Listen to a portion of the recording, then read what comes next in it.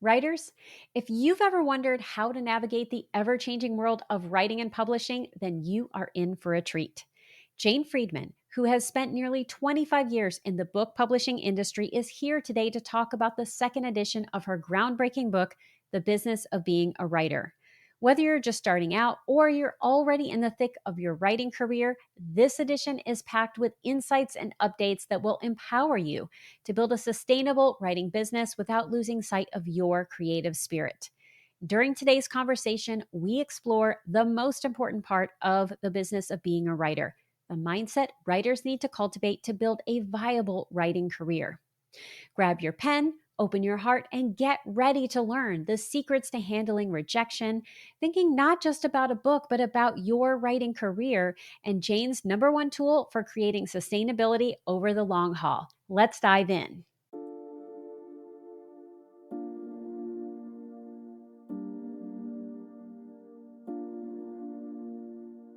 Welcome to Writing Your Resilience, a podcast for writers who want to create stories that change lives, especially their own. I'm your host, Lisa Cooper Ellison. As a writer and trauma-informed writing coach, I'm here to guide you on a transformative journey through the art of writing, self-discovery, and resilience. Each week, I'll share my best tricks, tips, and strategies to help you write more authentically, craft deeper, truer stories, and overcome the common storytelling roadblocks we all face. Together, we'll explore how to bounce back when life gets tough and stay connected to your inner calling. So grab your pen, your notebook, and an open heart. It's time to do the work that changes the world, one story at a time. Well, hello, Jane. I am so excited to have you on the podcast today so we can talk about the latest edition of your book. This is the first edition, and I've been recommending it for years. So I'm so excited to both celebrate the fact that the new edition is coming out and to talk with you about it. Thank you so much. Thank you for having me on. I really appreciate it. Well, how could I not? Especially knowing that this book is out. Seriously, I mean, it's an absolute joy. I always give my guests the chance to tell us a little about them first, just in case there are people out there who don't know who you are. And also, is there anything you would like us to know about this latest edition of The Business of Being a Writer? I've spent about 25 years now in the writing and publishing industry, my whole work life, essentially, even going back into college. So this book is really the culmination of all those years. I'm a full-time entrepreneur, freelance writer. I don't work for a traditional publishing house or literary journal or university. I really value being fully independent, and so I think that gives me a lot of understanding and empathy for what other writers might be going through, especially if they don't have any institutional connections and they have to make a living. So I make my living as a writer fully. I know the challenge of that. And this book is, whether it's the first edition or the second edition, it's supposed to help writers understand the realities. I don't sugarcoat anything, but I'm also fairly optimistic that you can make this work. The business side of it does not have to be this distasteful thing that doesn't align with your vision, that doesn't work with your creative personality. I try to encourage in that book and in all of my work, frankly, that business issues are also creative issues. Yes. It's not about putting your nose in a spreadsheet for 3 hours a day. Absolutely. And I think the more people can think about writing both as a creative art, but also as a business, especially if you want to publish for the public, I think the easier life gets because you begin to develop that vision around it. But some people are going to say, but, no. I want this to be my art. Don't say that B word. And yet I'm going to quote Amy Bernstein. She was at the San Francisco Writers Conference and she said, writers really need to see this as a business. Can you help us understand why we need to do that? Well, it all comes down to what your goals are. If you don't have any goal beyond satisfying your own creative urge, if you don't have any goals aside from having this work for yourself, you can more or less cast off any concerns about the business or about the market. But as soon as you start thinking about, I would like readers for this work, I would like a publisher or an agent to invest in me or in this work, That's when you have to start thinking about it as not just your creative output, but what is the value to other people? What is it going to mean to other readers? And how do you position that? How do you present that? How do you Yeah. package it? I still think it's a creative act. I still don't think it's a distasteful thing. And coming away from this book, I hope readers see that just like producing your book or your art isn't a formula, the business isn't a formula either. Right. That's why it's so challenging. This is why writing is challenging. This is why the business is challenging. It's that there isn't a formula. But I think it's also empowering that you do not have to set this up in any particular way. There aren't any Right. rules that you have to follow. You can decide how this works.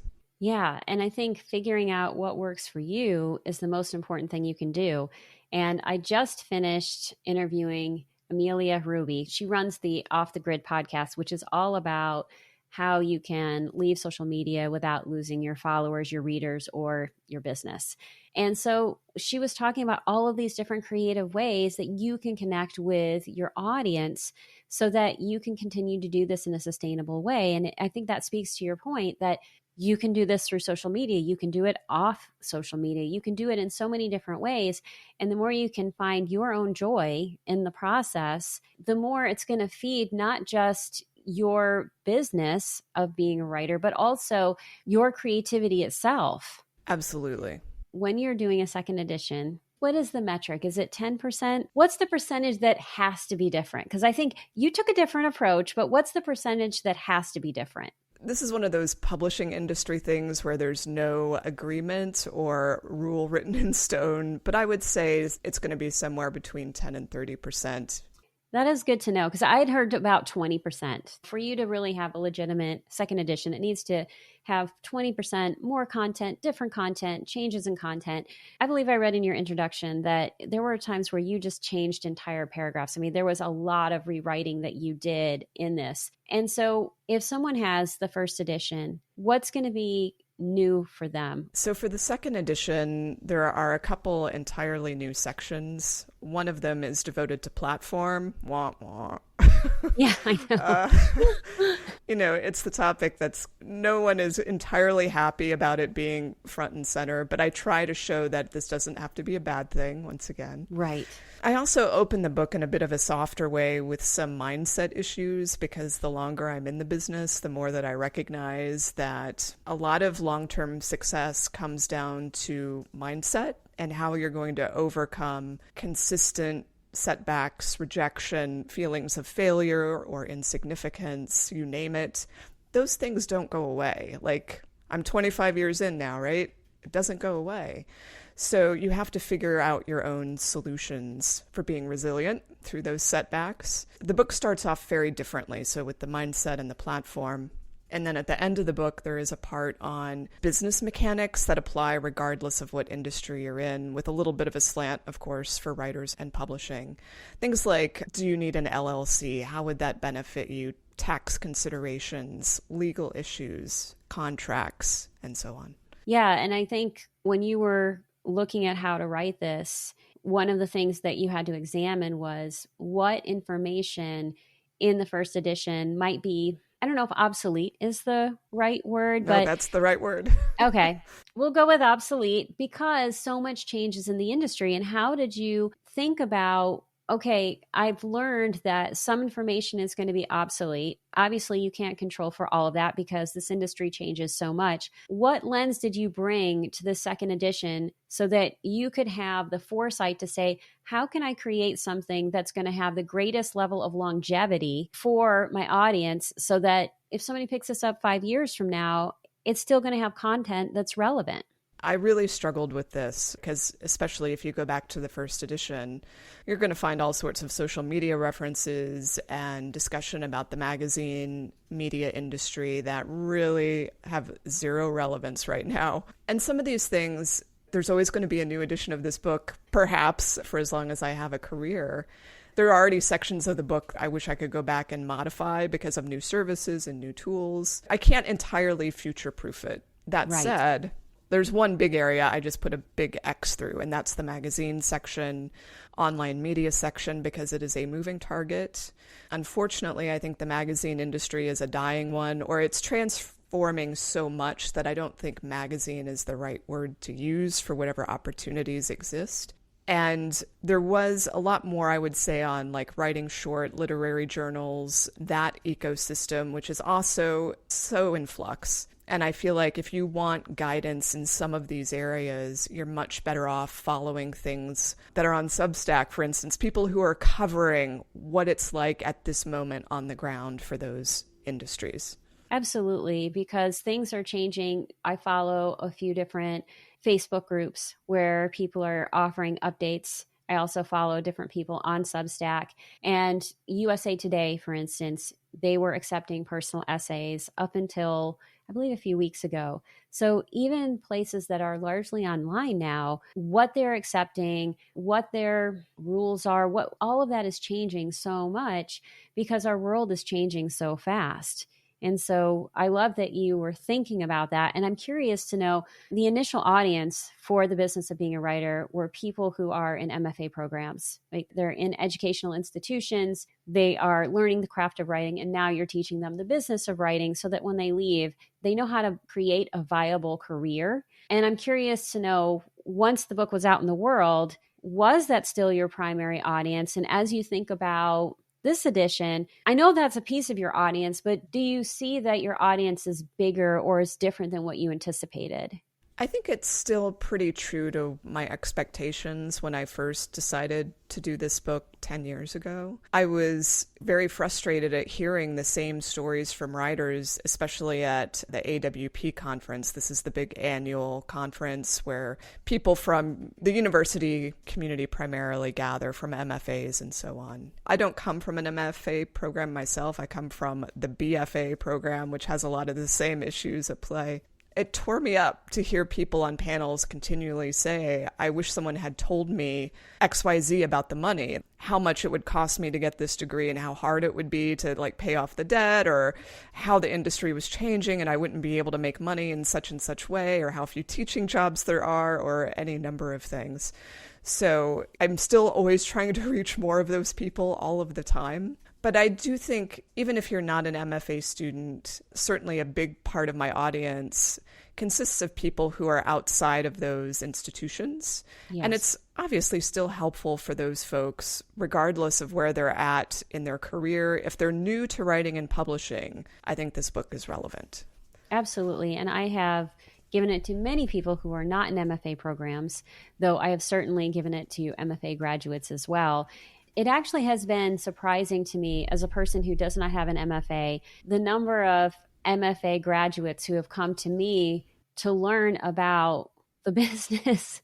I mean, obviously I'll say, well, Jane says, because you know more than I do, but it's been shocking to me that many of them didn't get anything on it. And then they leave with a thesis, but they're not even sure sometimes even how to take it from something that has a lot of beautiful language into something that is going to be more marketable to an audience. So I'm so glad that you've done this. And I love that you have shifted this to think about mindset first. And I also think it's great that you have the whole section on platform, because we all have to think about it, regardless of what it looks like. But as you think about the mindset and your career, which spans 25 years, how has your mindset, or perhaps the way you approach the publishing industry, changed or not changed as your career has evolved?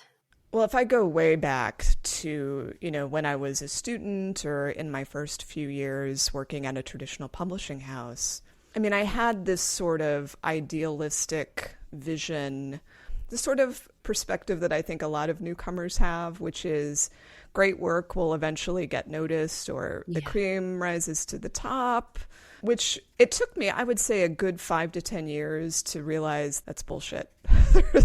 The cream does not necessarily rise to the top. Of course, it happens on occasion, but if you're sitting and waiting for that to happen, if you're waiting to be selected, if you're waiting to be noticed, if you put your agency into the hands of publishers or agents or whomever, I think you're going to be bitter, disappointed, and ultimately undiscovered. That's not to say there aren't exceptions to this. Of course there are.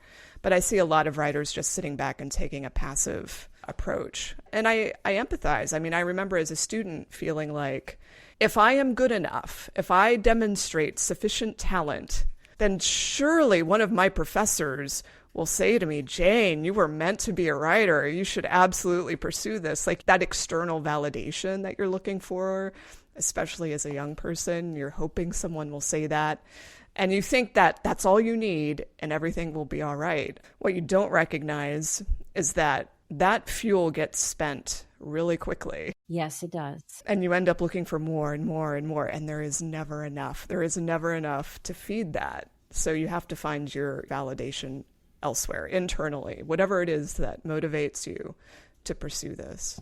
Yeah, it's making me think of this story that I recently read, and I wish I could place where it was, but it was a story of someone who was in a program and they were looking for that validation, and they had a meeting with their professor, and the professor said, I don't think you're cut out to be a writer. I think this isn't for you, and I think you should quit. And they graduated, and then they did quit.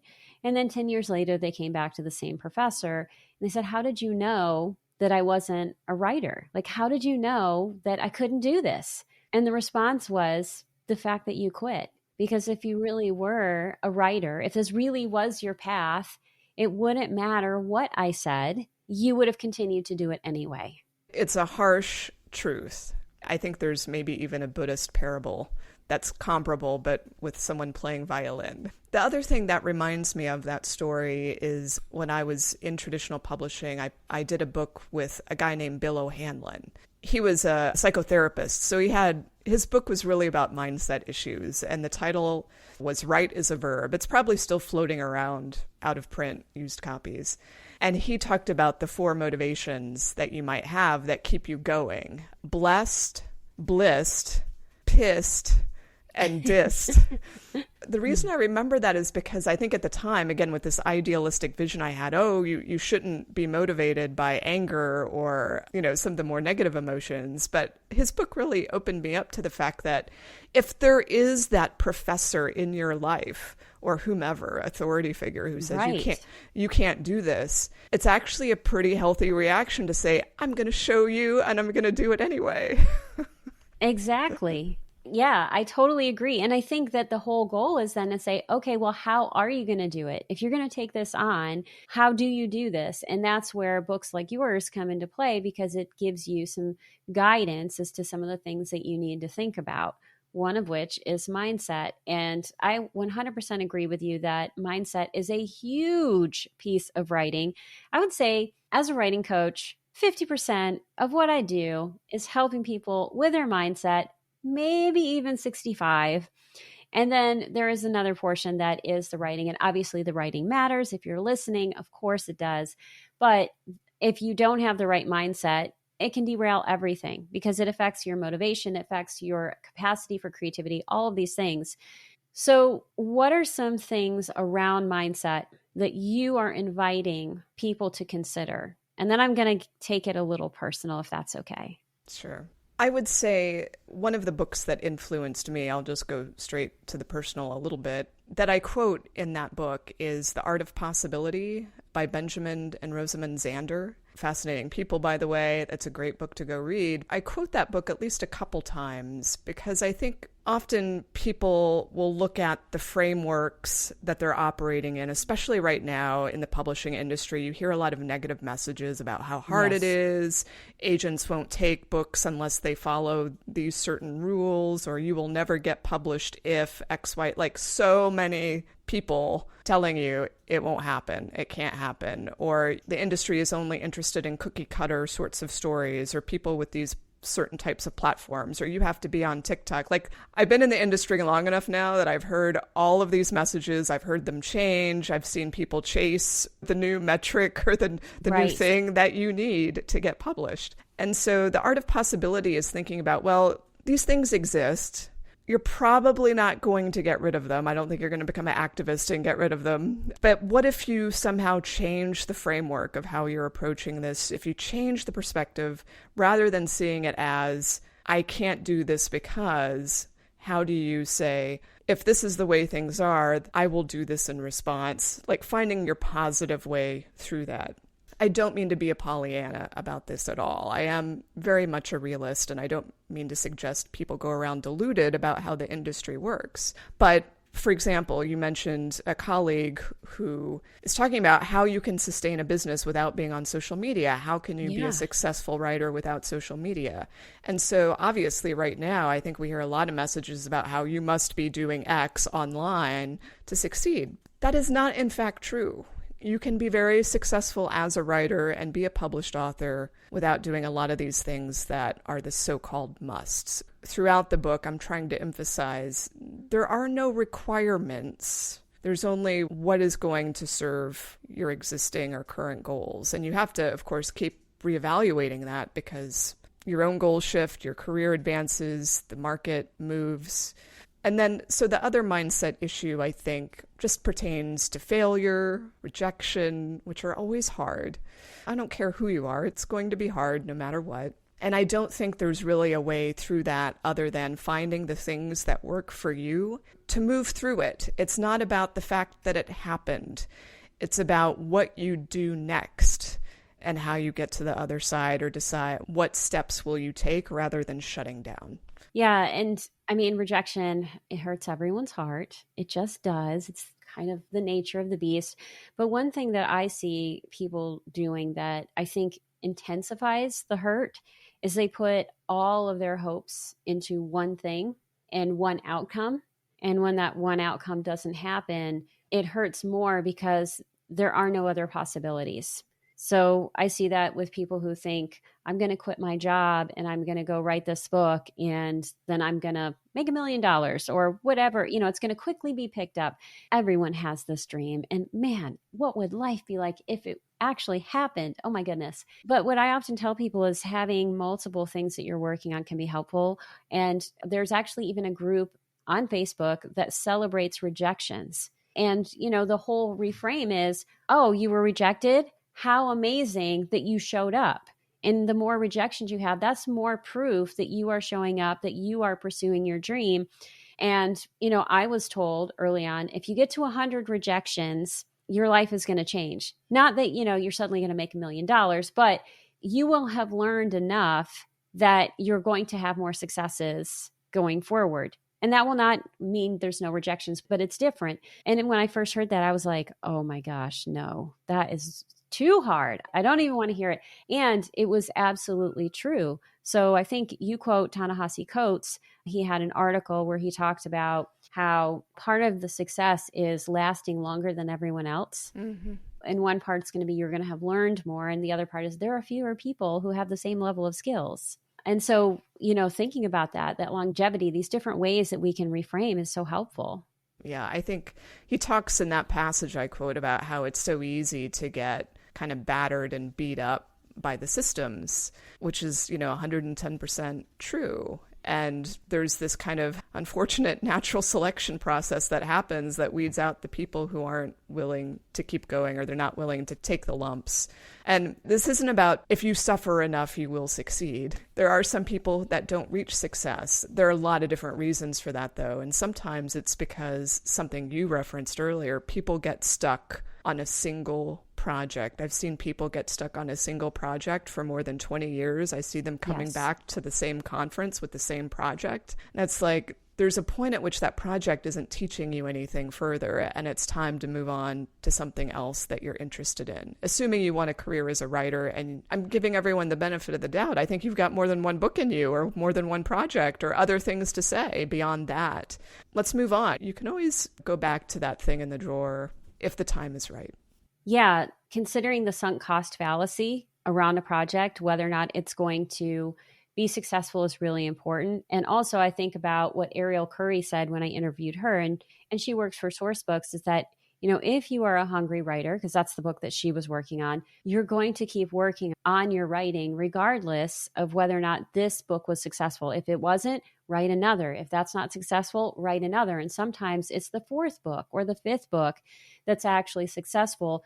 I think one of the things I see on social media a lot that I have a problem with is immediate success. Someone actually sent this to me. It was how to write a best-selling book in a weekend, the 5 steps. And they said it very genuinely and very lovingly. I think you could learn something from this. And I was like, I think I have learned that this is a scam. And that, while there may have been a couple of outliers who probably had 1,000 things going on for them that go beyond your example, for most people, these quick fix, 5-step, this is how you become viral or successful, etc. I think they set writers up for failure. Oh, absolutely. Another thing I've learned over my career is that there's no such thing as an overnight success. Most so-called overnight successes have all sorts of things going on in the background that you don't know, you didn't pay attention to. A million different things are going on. This is also true of people with platforms where they may have a really significant platform that is working for them that's not apparent to you on social media or on their website or in the numbers, the quantified numbers. I think that's like the relationships and networks that people have can contribute to their success. And it leaves you wondering, if you don't know about them, how did that happen? And of course, part of my work is in trying to lift the curtain on all this and make it clear how success happens. And it's often in a million different ways, of course. It's not just one way, and it's not in a weekend.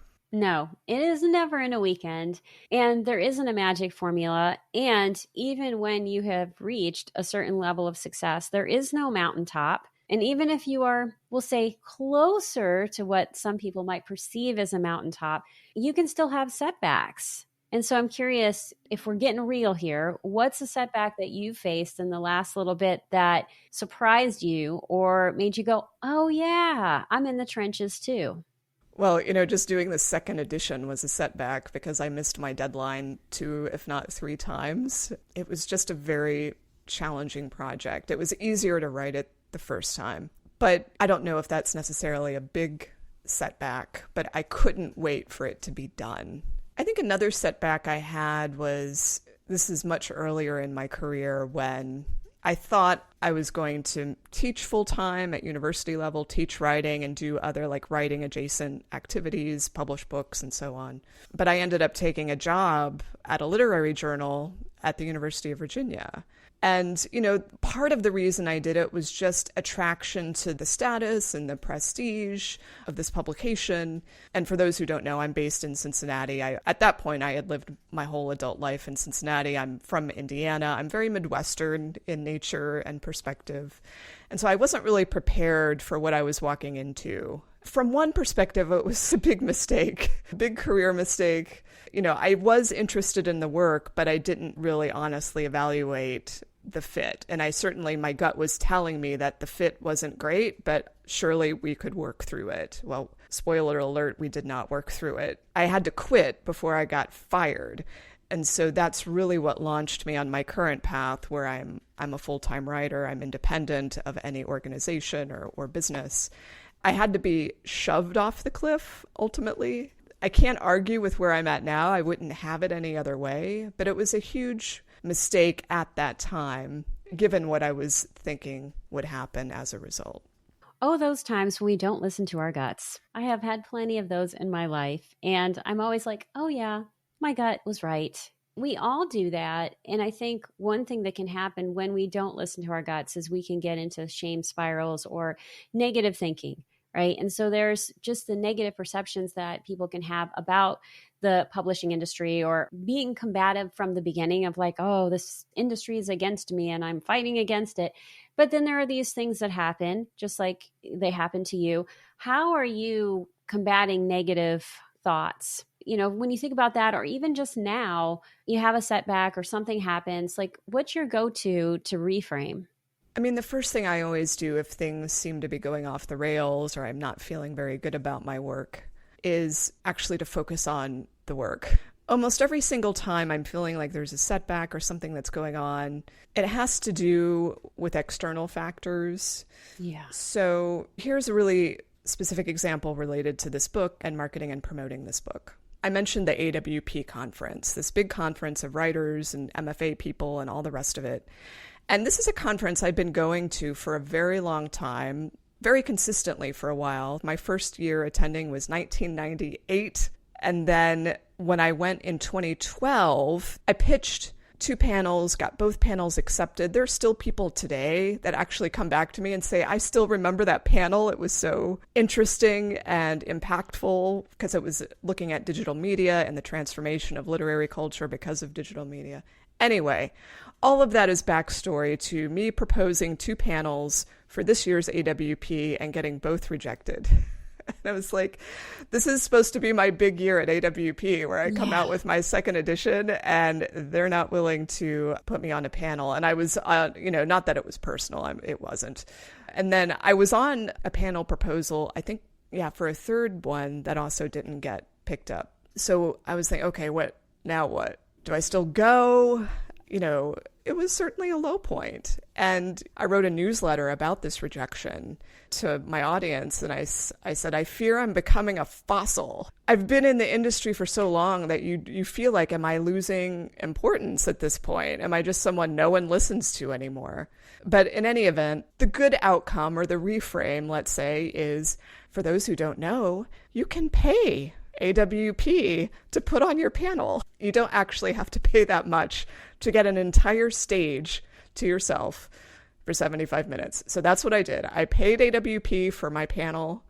I got my panelists, and we're going to do what I wanted to do anyway. And because I earn pretty good money, it's not like a hardship, and I think it's going to be worth every cent. And it's going to be worth every cent and so much more to everyone who goes to that, because you are talking about one of the most important things that writers need to think about, which is where does your income come from and how much of it comes from your books?